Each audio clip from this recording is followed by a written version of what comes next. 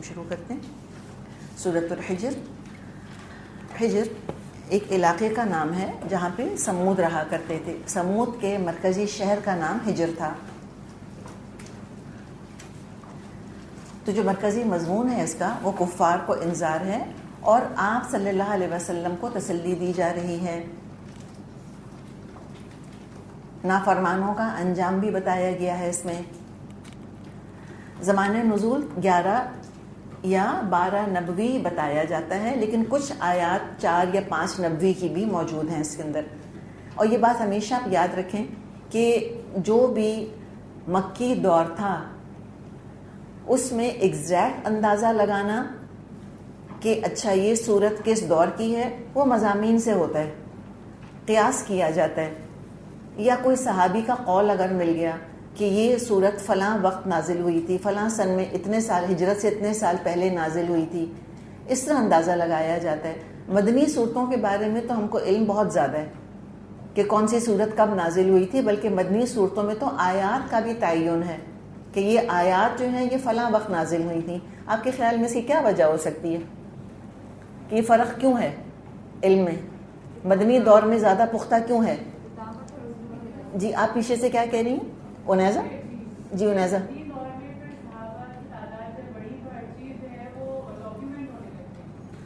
تعداد کے بڑھنے سے ڈاکیومنٹ ہونے لگ گئی. سیکھنا لکھنا پڑھنا کیوں زیادہ ہو گیا ان کا؟ مکے میں بھی تو وہی لوگ تھے، وہی عمر وہاں تھے، وہی بلال وہاں تھے. آپ کیا کہہ رہی ہیں؟ تو تزکیے کی وجہ سے لکھنا شروع کر دیا انہوں نے، اور بغیر تزکیے کے نہیں لکھ سکتے. پکے ہونے کی وجہ سے لکھنا شروع کر دیا. جی آپ کیا کہہ رہی ہیں؟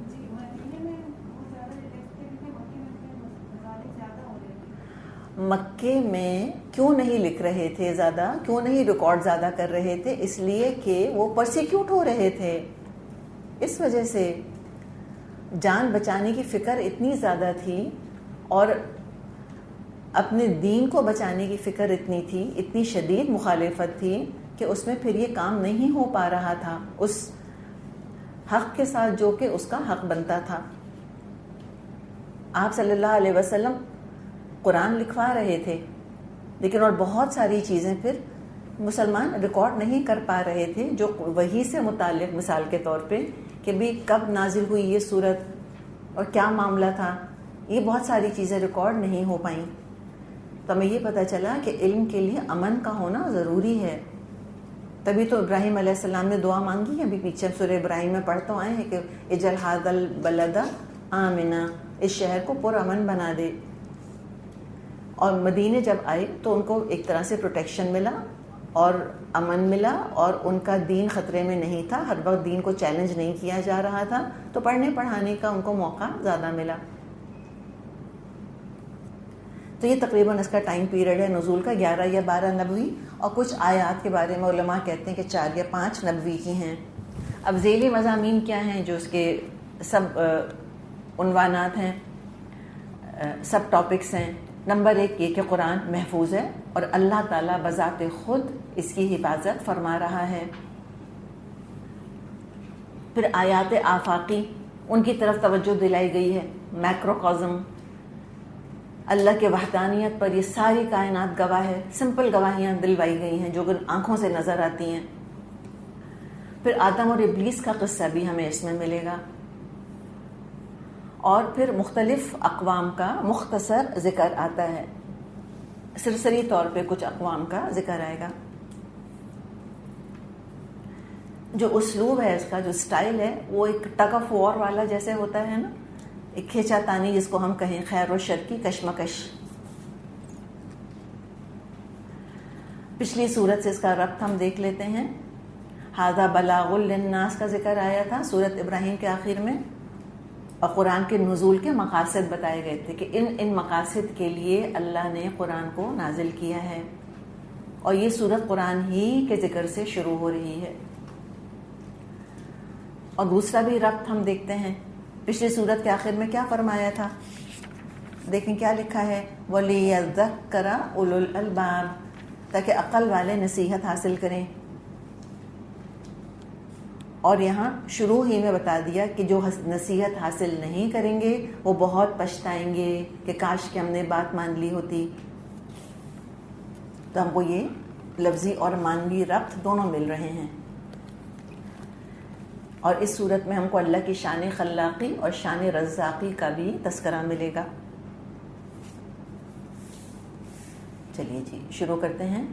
سورۃ الحجر مکی صورت ہے. بسم اللہ الرحمن الرحیم. الف لام را تلک آیات الکتاب و قرآن مبین. یہ آیات ہیں کتاب الہی اور قرآن مبین کی. اللہ کا کلام ہے, اپنی سچائی حقانیت پر یہ خود گواہ ہے, اس کو مزید کسی ویریفیکیشن کی ضرورت نہیں ہے. الکتاب بھی آ گیا یہاں پر, القرآن بھی آ گیا, دونوں آ گئے ہیں الفاظ یہاں پہ. الکتاب کا تعلق لکھنے سے, القرآن کا تعلق پڑھنے سے. تو یہ وہ کتاب ہے جو کثرت سے لکھی اور کثرت سے پڑھی جانے والی ہے. خوب لوگوں نے قرآن لکھا اور خوب لوگوں نے اس کو پڑھا. ربما یود الذین کفروا لو کانوا مسلمین. بعید نہیں ایک وقت وہ آ جائے جب وہی لوگ جنہوں نے آج دعوت اسلام کو قبول کرنے سے انکار کیا ہے پچھتا کر کہیں گے کاش ہم نے سر تسلیم خم کر دیا ہوتا, کاش کہ ہم نے بات مان لی ہوتی. ربما ہم کہیں کہ بسا اوقات, ہر وقت تو نہیں, آج تو کوئی نہیں کہتا, بلکہ آج تو لوگ مسلمانوں پر ترس کھاتے ہیں, افسوس کرتے ہیں کہ ہائے بیچارے مسلمان, اتنی پابندیاں ان کے اوپر, اور خاص طور پر مسلمان عورت تو بہت زیادہ ترس کا اور رحم کا لوگوں کے لیے ایک نشانہ بن کے رہ گئی ہے. لیکن وہ وقت آنے والا ہے جب یہ تمنا کریں گے کہ کاش ہم بھی مسلمان ہوتے. مرنے سے پہلے تھوڑی دیر کا ٹائم ہوگا, اس میں تمنا کریں گے کہ کاش ہم مسلمان ہوتے تو آج ہمارا انجام مختلف ہو رہا ہوتا. جہنم کا عذاب بھگت رہے ہوں گے تو دل میں خیال آئے گا کہ مسلمان ہوتے تو کتنا اچھا ہوتا. ربما یود الذین کفروا لو کانوا مسلمین. اور جب اللہ تعالیٰ ہر اس شخص کو جہنم سے نکال لے گا جس کے دل میں رائی کے دانے کے برابر بھی ایمان تھا, یا جس نے کبھی ساری زندگی میں صرف ایک دفعہ, اونلی ون ٹائم, صدق دل سے لا الہ الا اللہ محمد رسول اللہ پڑھ لیا تھا, اس کو بھی جہنم سے نکال لیا جائے گا. اس وقت تمنا کریں گے کاش کہ ہم نے بھی اسلام قبول کر لیا ہوتا. تو اللہ تعالیٰ کا کتنا کرم ہے میرے آپ کے اوپر کہ ہمیں یہ تمنا نہیں کرنی ہوگی. ہم تو ہیں ہی مسلمان الحمدللہ. ہم کہتے ہیں نا آئی انوی یو, دوسروں سے کہتے ہیں نا بعض دفعہ I really Anvi you. Anvi کریں گے مسلمانوں کو. آج تو ترس کھاتے ہیں, حقیر سمجھتے ہیں, کل یہ رشک کریں گے مسلمانوں کے اوپر. ہاؤ لکی دے ور, کتنے خوش نصیب تھے. اور میں اور آپ ہیں وہ خوش نصیب جن پر رشک کریں گے. یہ بڑے بڑے کفار, بڑے سے بڑے فرعون بھی رش کریں گے میرے اور آپ کے اوپر. تو مجھے بتائیں پھر رش کس پر کیا جاتا ہے؟ جو انسان دوسرے سے جو بہتر ہوتا ہے وہ, اس پہ رش کیا جاتا ہے. تو کیا میں اور آپ فرعون سے بہتر ہیں کہ نہیں ہیں؟ کروڑ درجے, there is no comparison.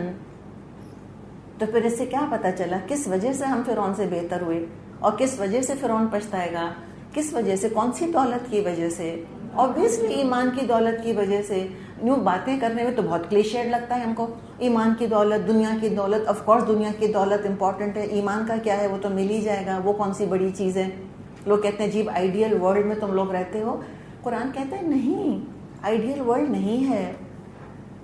تم دنیا والے آرٹیفیشل ورلڈ بنا کر رہ رہے ہو. تم نے آرٹیفیشل معیار تم نے بنائے ہیں, حقیقی معیار اللہ نے بتایا ہے ہم کو کہ یہ ہے قابل رشک لوگ جو کہ مسلمان ہیں. ان پر بڑے بڑے فرعون, بڑے سے بڑا قارون, اور بڑے سے بڑے اپنے زمانے کے لیڈرز جو اللہ کی مخالفت کرتے ہوئے اور رسولوں کا مذاق اڑاتے ہوئے دنیا سے چلے گئے, رشک کریں گے کہ کاش ہم مسلمان ہوتے. کتنے تم عقل مند تھے, کتنے لکی تھے تمہارے پاس ایمان کی دولت تھی, تم کلمہ پڑھتے تھے, تم نماز پڑھتے تھے, تم اللہ کی بات مانتے تھے. اور مجھے بتائیں کہ اللہ کی بات ماننے سے کون سی کوئی دنیا کم ہو جاتی ہے, اور اللہ کی بات نہ ماننے سے کیا چار چاند لگ جاتے ہیں زندگی کے اندر. تو کیوں انسان اپنے ایمان کی دولت کو ہاتھ سے جانے دے. تو یہ جو لوگ ہیں کہ جو آج ماننے کو تیار نہیں ہیں، تو ان کے بارے میں فرمایا کہ ٹھیک ہے، چھوڑ دیں ان کو ان کے حال پر، آپ نے بتا دیا، آپ نے سمجھا دیا، یہ سمجھنے کو تیار نہیں ہیں۔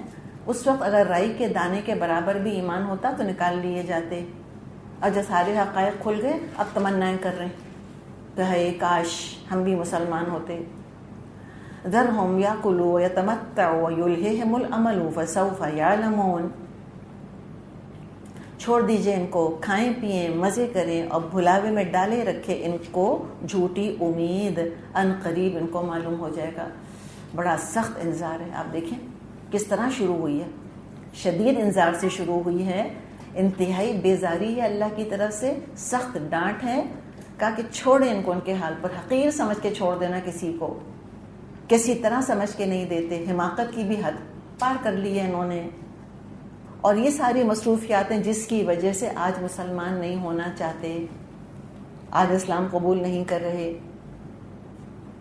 یا اکلو، کھائیں، بس کھانے پینے میں کمانا ہے اور کھانا ہے، وہ یتمتعوا، اور فائدہ اٹھانا ہے، اسی کے اندر مصروف ہیں، زیادہ سے زیادہ کیسے دنیا مل جائے، کیا کچھ خرید لیں، کیا کچھ گھر میں بھر لیں۔ وَيُلْهِهِمُ الْعَمَلُ، ہاں یہ سارے کام کر کے نہیں کہ اپنے آپ کو 100% دنیا میں انویسٹ کر دیا، لاسٹ آؤنس آف انرجی دنیا میں انویسٹ کر دی، یہیں کے لیے روتے ہیں، یہیں کے لیے ہنستے ہیں، یہیں کے لیے گاتے ہیں، اور آخرت کے لیے کیا رکھا ہے؟ عمل، تمنا، آرزو۔ تو بجائے اس کے کہ یہ خالی آرزویں کرتے آخرت کی، اگر یہ عمل کر لیتے تو کتنا اچھا ہوتا، دنیا میں رہتے ہوئے مسلمانوں والا رویہ اختیار کر لیتے تو کتنا اچھا ہوتا، لیکن نہیں، ان کی تو آرزوؤں نے ان کو غافل کر کے رکھا۔ اور آپ دیکھیں یہ تو حقیقت ہے انسانوں کے ساتھ، اچھا یہ کام ہو جائے نا پھر ہم نمازی ہو جائیں گے، اچھا یہ ہو جائے نا اس کے بعد ہم حج کر لیں گے، تو یہ چیز چلتی رہتی ہے، ہمیں نہیں پتا موت کب آ کر ہمیں پکڑ کے لے جائے۔ تو فرائض کے بارے میں تھوڑی وہ انسان لاپرواہ ہوتا ہے اس طرح سے، اور یہ تو فرائض کی بات نہیں، تو ایمان ہی کی بات، ان کے پاس تو ایمان ہی نہیں تھا، اپنی آرزوؤں کے اندر الجھے رہے۔ اللہ نے بڑی وارننگ دی ہے کہ فَسَوْفَ يَعْلَمُونَ، ان قریب ان کو پتہ چل جائے گا۔ ابھی جو یہاں پر اللہ تعالیٰ نے ذکر فرمایا ہے آخرت کا اور عمل کون سا، عین والا کہ حمزہ والا؟ حمزہ والا، اور انسان خود۔ اس کے بارے میں ایک حدیث ہے، ابو سعید خدری رضی اللہ عنہ بیان کرتے ہیں کہ رسول اللہ صلی اللہ علیہ وسلم نے اپنے آگے ایک لکڑی گاڑی، مثال کے طور پہ آپ سمجھیں جیسے کہ یہ لکڑی ہے نا، یہ آپ نے ایک لکڑی گاڑ دی۔ دیکھیں آج کل چارٹس بنائے جاتے ہیں نا جس طرح سے، تو ظاہر اس کی تو پیپر ہے یا پریزنٹیشنز کے اوپر وہ کوئی میپ وغیرہ بنا رہے ہوتے ہیں۔ یہ ایجوکیشن کا طریقہ آپ صلی اللہ علیہ وسلم نے جب اختیار کیا تھا کہ اس طرح آپ لوگوں کو ویژولی سمجھانے کی کوشش کرتے تھے۔ ظاہر ہے وہاں پیپر پینسلیں تو نہیں ہوا کرتی تھیں، عام طور پہ ریت کے اندر ہی آپ یا تو کوئی نشان بناتے تھے لکڑی سے اپنی، یا کوئی اس طرح کا ڈیزائن بنا کے بتاتے تھے۔ اب یہ بھی آپ نے ایسا ہی کیا، ایک آپ نے لکڑی گاڑی اور پھر اس کے پہلو میں آپ نے ایک اور گاڑی، ٹھیک ہے نا، یوں ساتھ ساتھ پہلو میں نا، تو آپ نے اس طرح دو لکڑیاں آپ نے اس طرح سے گاڑی، اور تیسری جو لکڑی تھی وہ آپ نے تھوڑی دور گاڑی، دو بالکل پاس پاس اور تیسری بہت دور، ٹھیک ہے، ایسے کر کے مثال کے طور پہ۔ پھر آپ نے فرمایا تم جانتے ہو یہ کیا ہے؟ تو لوگوں نے کہا کہ اللہ اور اس کا رسول زیادہ جانتے ہیں۔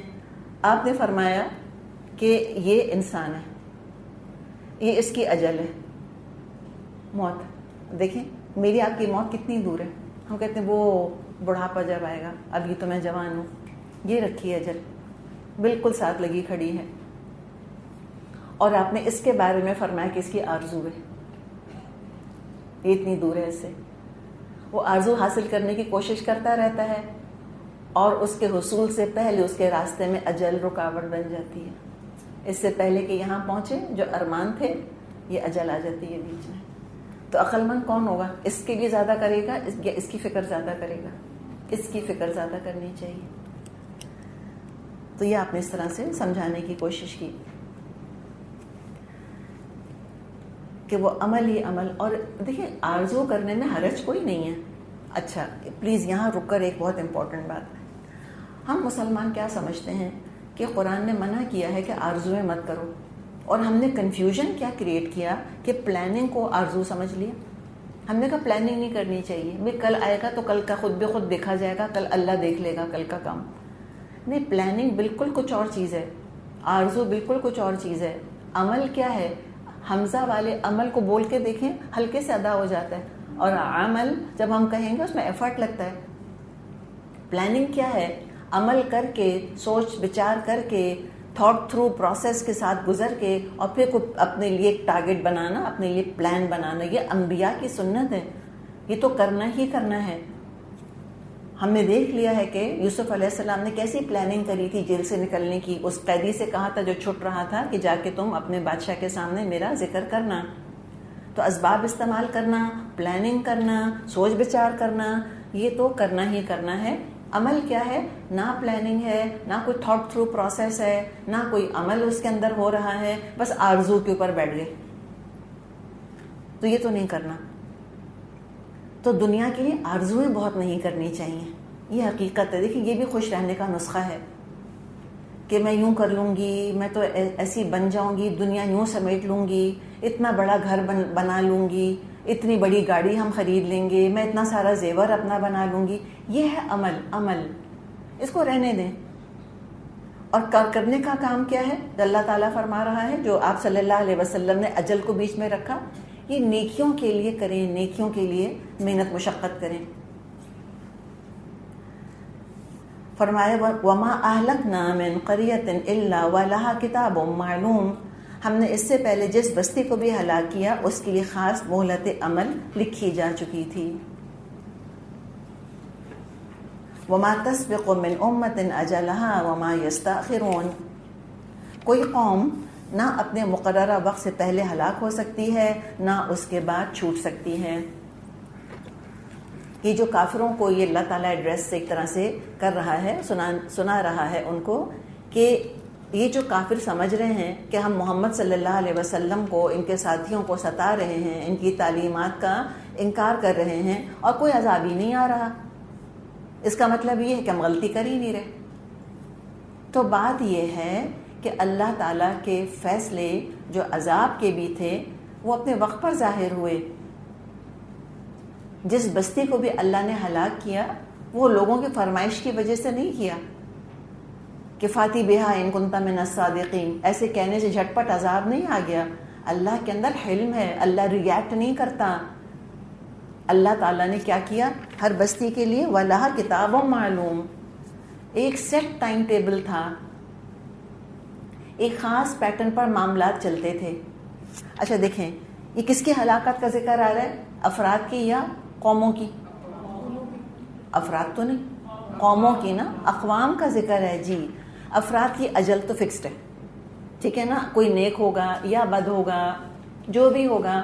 اللہ نے اگر عمر لکھی ہے 20 سال تو 20 سال جیے گا، لکھی اللہ نے 80 سال تو 80 سال جیے گا، ٹھیک ہے نا. یہ افراد کا ذکر نہیں ہے، اقوام کا ذکر ہے. اقوام کی اجل اللہ تعالیٰ نے اس کا بھی ایک قاعدہ بنایا ہوا ہے. اللہ تعالیٰ دیکھتا ہے کہ خاص پیٹرن پر معاملات چل رہے ہوتے ہیں اور وہ چلتے رہتے ہیں. اللہ تعالیٰ مہلت دیتا رہتا ہے. پھر امتیں، قومیں بگڑنا شروع ہوتی ہیں تو چھوٹی موٹی آزمائشیں آنا شروع ہوتی ہیں تاکہ ذرا چونکیں، انٹرسپیکشن کریں. یہ ہوتا تھا. پھر کیا ہوتا تھا؟ اللہ تعالیٰ پھر رسول بھیجا کرتا تھا. جب چھوٹی موٹی آزمائشوں سے بھی قومیں نہیں جاگتی تھیں، فار ایگزامپل قوم نوح یا قوم عاد، تو اللہ نے مشکلات بھیجی تھیں پہلے ان کے اوپر، نہیں جاگے تو پھر اللہ رسول بھیجتا تھا. پھر وہ رسول کی مخالفت کرتی تھیں شدت کے ساتھ، جیسے کہ مکے والے کر رہے تھے، اور قتل کے در پہ ہو جاتی تھیں اور چیلنج کے طور پہ اللہ سے عذاب مانگنے لگتی تھیں، پھر ہلاک کر دی جاتی تھیں. یہ ہے کتاب معلوم، یہ ہے پروسیس جس سے کہ قومیں ہلاک کی گئی ہیں اس پورے پروسیس سے گزر کے. تو اللہ کا جو قانون ہے ہدایت کا اور گمراہی کا، اللہ تعالیٰ کا پورا ایک فریم ورک ہے. اللہ تعالیٰ نے لاز، جیسے فزیکل لاز بنائے ہیں، ایسے اللہ تعالیٰ نے گائیڈنس کے، مس گائیڈنس کے لاز بنائے ہوئے ہیں. اب اگر کوئی آگ میں ہاتھ ڈالے گا، ہاتھ جلے گا کہ نہیں جلے گا؟ 100% جلے گا, 100% اس کا ہاتھ جلے گا. اللہ یہ کہ ابراہیم علیہ السلام ہو, ون ٹائم اللہ نے کیا تھا ہسٹری میں, بس بار بار نہیں ہوا. اسی طرح جو اللہ تعالیٰ نے لاز بنا دیے ہیں گائیڈنس کے اور مس گائیڈنس کے, جو ان کو اپلائی کرے گا تو اس کا نتیجہ وہی نکلے گا. تو بس یہ دیکھ لیں, پھر پچھلی قوموں کو دیکھیں کہ کیا ان کا معاملہ ہوا, اللہ تعالیٰ نے کس طرح ان کو کس مرحلے پر ہلاک کیا. اور جب اللہ کا فیصلہ ایک دفعہ آ جاتا تھا پھر وہ ہل نہیں سکتا تھا اپنی جگہ سے. تو اہل مکہ کو سخت وارننگ ہے کہ یہ قدم بقدم ایگزیکٹلی وہی پیٹرن فالو کر رہے ہیں جو کہ پہلی قوموں نے کیا تھا. یہ اسی طرح ہلاکت کے راستے پہ چل رہے ہیں. تو ذرا ہوش میں ان کو آ جانا چاہیے, ورنہ انجام ان کا پچھلوں سے مختلف نہیں ہوگا. وقالو, اور وہ کہتے ہیں, کون کہتے ہیں؟ مکے والے, مکے کے کافر. یا ایھا الذی, اے وہ شخص.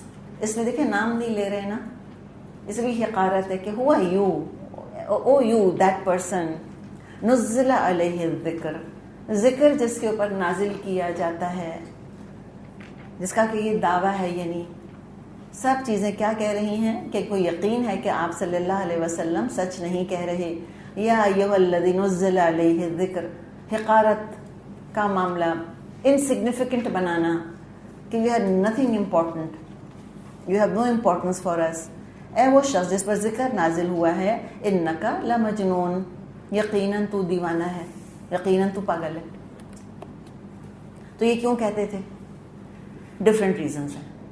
کئی جگہ یہ آیا ہے نا کہ یہ کہتے تھے کہ آپ تو مجنون ہیں, آپ تو پاگل ہیں. تو اللہ اتنا کہا تھا انہوں نے کہ اللہ تعالیٰ نے فرمایا پھر کہ نون والقلم وما یسطرون ما انت بنعمت ربک بمجنون. اللہ کی نعمت ہے اے نبی جو آپ پر برس رہی ہے, آپ مجنون نہیں ہیں. دیکھیں ہم سچ بول رہے ہیں بالکل, اور 100 لوگ آ کر کہیں نا تم جھوٹ بول رہی ہو, تم جھوٹ بول رہی ہو, تم جھوٹ بول رہی ہو, تو ہو سکتا ہے کہ انسان کے اپنے اندر جو ہے وہ بے چینی پیدا ہو جائے. تو اللہ تعالیٰ نے نبی اکرم صلی اللہ علیہ وسلم کو کہا کہ نہیں, ہرگز آپ مجنون نہیں ہیں. تو ہم ذرا ریزنز دیکھتے ہیں کہ یہ مجنون کیوں کہتے تھے. اچھا, جو مضمون ہے نا اس کا, وہ جنرلی لگ رہا ہے کہ یہ ارلی مکی صورت ہے, لیکن علماء یہ کہتے ہیں کہ نہیں 11 12 نبوی, کچھ آیتیں کیا پتہ ادھر کی ہوں کچھ ادھر کی جمع ہوں. اچھا, کہاں سے پتہ چل رہا ہے؟ یہ جو مجنون لفظ ہے یہ انہوں نے شروع میں استعمال کیا تھا کافروں نے. ابھی جھوٹا نہیں کہا تھا آپ صلی اللہ علیہ وسلم کو, شاعر بھی نہیں کہا تھا, کہا تھا کہ ان پر کوئی جن آ گیا ہے. یعنی جس پہ کوئی جن آ جاتا ہے اس کا اپنا قصور تو نہیں ہوتا نا اس کے اندر, وہ مجبور ہے بیچارہ, بھی جن آ گیا, کوئی بھوت پریت لپٹ گیا, کوئی مینٹل ایشو ہو گیا, اس کو کوئی ہیلوسینیشنز ہونے لگ گئے. تو اس طرح سے ہلکا الزام لگایا تھا. تو وہ کیوں کہتے تھے پھر دیکھتے ہیں ہم. اس لیے جب آپ صلی اللہ علیہ وسلم پر وحی نازل ہوتی تھی تو آپ کی کیفیت بدل جاتی تھی. سخت سردی میں بھی آپ کو پسینہ آتا تھا, اور بعض دفعہ آپ کے دانت بھی بجنے لگتے تھے, اس لیے کہ وحی کا نزول بڑا سخت ہوا کرتا تھا. اونٹنی پر آپ بیٹھے ہوتے تھے تو اونٹنی کی لگتا تھا کہ ہڈیاں چٹک جائیں گی, جیسے بیٹھنے لگتی تھی. زید بن ثابت رضی اللہ عنہ فرماتے ہیں کہ ایک دفعہ ہم بیٹھے ہوئے تھے, اور جیسے دائرے میں لوگ بیٹھے ہوتے ہیں, آپ صلی اللہ علیہ وسلم کی ران زید کی ران کے اوپر تھی. پاس پاس بیٹھنے میں ایسا ہوتا ہے نا, ایک کی ٹانگ دوسری کی ٹانگ کے اوپر. اتنے میں وہ کہتے ہیں زید کہ آپ صلی اللہ علیہ وسلم پر وحی کی کیفیت نازل ہو گئی. تو کہتے ہیں وہ ایسا بوجھ تھا کہ مجھے لگ رہا تھا کہ میری ران کی ہڈی ٹوٹ جائے گی. تو اس کیفیت کی وجہ سے کہتے تھے کہ شاید جنون ہو گیا ان کو. نعوذ باللہ آج بھی لوگ کہتے ہیں جو دشمن ہیں آپ کے کہ ایپیلیپسی کے دورے پڑتے تھے آپ پر. تو کہتے ہیں جو فیمس ایپیلیپٹکس آف ہسٹری, ایک جولیس سیزر کا نام لیتے ہیں, اس پہ بھی ایپیلیپسی کے دورے پڑتے تھے جولیس سیزر کے اوپر, اور کہتے ہیں دوسرے محمد ہیں. اب پوچھے کہ تم اپنے دماغ کا علاج کراؤ, کون سا ایسے ایپیلیپٹک کا مریض ہوتا ہے, ایپیلیپسی کا مریض ہوتا ہے کہ جو اس دورے کے دوران ایسی حکمت کی باتیں کہنا شروع کر دے اور لوگوں کو ایسا عظیم الشان نظام دے دے جیسا کہ قرآن نے دیا. تو ایک تو اس لیے کہتے تھے آپ کی کیفیت چینج ہوتی دیکھ کر. نمبر 2 آبویسلی مذاق اور تحقیر کے طور پر کہتے تھے. پھر نمبر 3 آپ فرمایا کرتے تھے کہ تم لوگ میری بات نہیں مانو گے تو نقصان اٹھاؤ گے. میری اطاعت کرو گے تو فائدہ ملے گا تم کو. اور آپ کہتے تھے کہ قد افلح المومنون، فلاح تو پا لی مومنوں نے. تو اس پر مذاق اڑاتے تھے کہ کیسی دیوانے پن کی باتیں کر رہے ہیں. ہم مکے کے سردار ہیں، کھا پی ہم رہے ہیں، عیش ہم کر رہے ہیں، اور جو محمد کے ماننے والے ہیں صلی اللہ علیہ وسلم وہ تو سب ان نعمتوں سے محروم ہیں. بلال کو دیکھ لو اور خباب کو دیکھ لو، اور جو پیسے والے تھے ابو بکر رضی اللہ عنہ جیسے، انہوں نے بھی سارا مال اسلام کے لیے خرچ کر دیا تھا، ان کی بھی دولت کم ہو گئی تھی، ان کی بھی عزت وہ نہیں رہی تھی جو اسلام سے پہلے تھی. تو کہتے تھے کہ تم ایسے چہیتے ہو اور ساری فلاح تمہارے لیے ہے تو تم کو نعمتیں کیوں نہیں مل رہی؟ اور تم کہتے ہو کہ ہم کافر ہیں اور ہم اللہ کے غضب میں گرفتار ہیں تو ہم پہ دنیا کیوں برس رہی ہے؟ تو طنز کے ساتھ کہا کرتے تھے کہ ایسا جو دعویٰ کر رہا ہے کہ اس پر ذکر یعنی وحی آ رہی ہے، وہ تو بیچارہ اپنے خود حواسوں میں نہیں ہے، وہ تو خود بیچارہ پاگل ہے، پاگلوں جیسی باتیں کر رہے. جیسے آج کھڑے ہو کے ہم مسلمان کہیں ساری دنیا کے کافروں سے کہ ہم تم سے بہتر ہیں، کہیں گے حالت دیکھیے تم لوگوں نے اپنی تم ذلت دیکھو، اپنی تم کمزوری دیکھو، اپنی ہم پہ ڈپینڈنسی دیکھو. ہم تم کو ہتھیار نہ دیں، تم تو ایک ہتھیار اپنا خود نہیں بنا سکتے، تم کہاں سے ہم سے بہتر ہو گئے؟ کہ ہم کہیں گے نہیں ہم بہتر ہیں. اسی لیے یہ بات یاد ہے آپ کو، ہم بار بار کہتے ہیں کبھی ہم یہ نہیں کہہ سکتے کہ ایسے مسلمانوں سے تو وہ کافر بہتر ہیں. کبھی مسلمانوں سے کافر بہتر نہیں ہو سکتے، نیور. تو اس زمانے میں بھی اس طرح کی باتیں کیا کرتے تھے، اور اتنا مشہور کیا تھا انہوں نے، اتنا مشہور کر دیا تھا کہ یہ مجنون ہے مجنون ہے مجنون ہے. کہ ایک شخص تھا ازد قبیلے سے آیا تھا، وہ آیا، دماد اس کا نام آتا ہے، دعاد میم الف دال، دماد ازدی. وہ آیا، مکے آیا، اور آ کر اس نے یہی بات سنی کہ ایک شخص یہاں پر پاگل ہو گیا. تو آیا نبی اکرم صلی اللہ علیہ وسلم کے پاس، اور بڑی ہمدردی سے اس نے کہا کہ میں تمہارا علاج کر دیتا ہوں اگر تم مجنون ہو گئے ہو تو. جب اس نے یہ کہا کہ تم مجنون ہو میں تمہارا علاج کر دیتا ہوں، تو آپ صلی اللہ علیہ وسلم نے وہ مستون خطبہ اس کو سنایا، نحمدہ و نصلی والا جو خطبہ آتا ہے نا، کہ جس کو اللہ ہدایت دے کو گمراہ کرنے والا نہیں، جس کو اللہ گمراہ کر دے اس کو ہدایت دینے والا نہیں. وہ خطبہ آپ نے اس کو سنایا، سنتا رہا. یعنی قرآن نہیں سنایا، خطبہ سنایا آپ نے اس کو. ابھی خطبہ ہی شروع کیا تھا آپ نے، اس لیے کہ آپ کا طریقہ یہ ہوتا تھا، آپ جو قرآن یا تبلیغ کر رہے ہوتے تھے یا قرآن کسی کو سنا رہے ہوتے تھے تبلیغ کے طور پہ، تب پہلے وہ چھوٹا والا خطبہ بیان کرتے تھے. تو اس نے سنا، دنگ رہ گیا، کہا دوبارہ سنائیے. آپ نے دوبارہ سنایا، پھر کہا مجھ کو دوبارہ سنائیے. پھر آپ نے 3 دفعہ، ابھی تو قرآن شروع ہی نہیں ہوا، 3 دفعہ اس نے وہ خطبہ سنا، بہت تعریف کری اور مسلمان ہو گیا. یہ پاور تھا، سوچیں آپ صلی اللہ علیہ وسلم کے کلام کا. لیکن قریش بات مان کے نہیں دیتے تھے، بار بار سچائی کے ثبوت مانگا کرتے تھے. تو چلیں یہاں ہم رکتے ہیں، آپ بریک لے لیں، پھر انشاءاللہ تعالی ہم یہاں سے آگے چلیں گے.